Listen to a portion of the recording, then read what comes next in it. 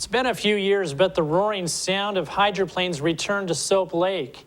Here with the story is Spencer Graham. It's been more than 30 years since the rumble of hydroplanes was heard ripping through the water of Soap Lake. The Del Red Soap Lake Hydroplane Regatta was held Saturday and Sunday with more than 52 boats competing in the races, including 6 of the fastest Grand Prix in the country. Among those in attendance were a few longtime racers who'd been out on Soap Lake for the last regatta more than 3 decades ago. Bob Bolam chaired some of the previous races years ago and made an appearance at this year's event with his wife, Kathy.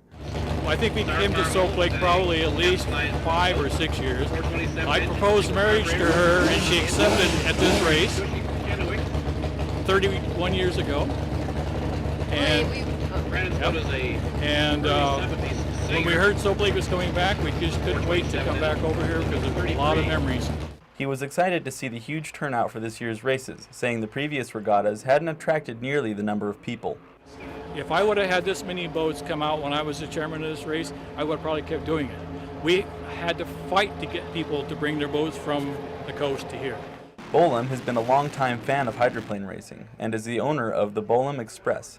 And when we got the boat back, she said, yes, you need a project and do it. And we did, and we've enjoyed it. He learned a lot restoring the boat. Another returning attendee was Don Kelson, who's the owner of the Hasty Humbug and has owned and restored several hydroplanes with his son, Jerry Kelson. But gosh, it's been so many years ago. 30 years ago was the last time we were here. And memory doesn't quite come up to what it used to be, but it was a fun place, and it is a fun place yet to come to. We hadn't planned to come until we knew it was Soap Lake. Oh, we remember that. It was a fun place. Jerry Kelson was 15 at the last Soap Lake Regatta and started racing as a kid. As when we first got here, we were trying to remember what it was like 30 years ago. Things do look a little different around here, but actually once I got out in the water, it felt the same. Since then, he has raced dozens of times and plans on turning out for 8 events this season alone. Many racers claim that the lake's unique mineral water adds buoyancy to the boats and causes less resistance when racing.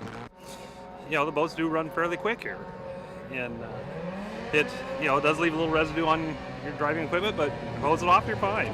The overall regatta winner this year was Jerry Hopp of Snohomish. Dustin Eccles of Sultan won both finals, but Hopp took the overall prize based on points. Various other classes kept the action fast and exciting. For a complete list of winners, visit iFIBER1.com. Soap Lake city officials said the regatta brought more people in town than they've seen for years, and a 2014 regatta is already in the works.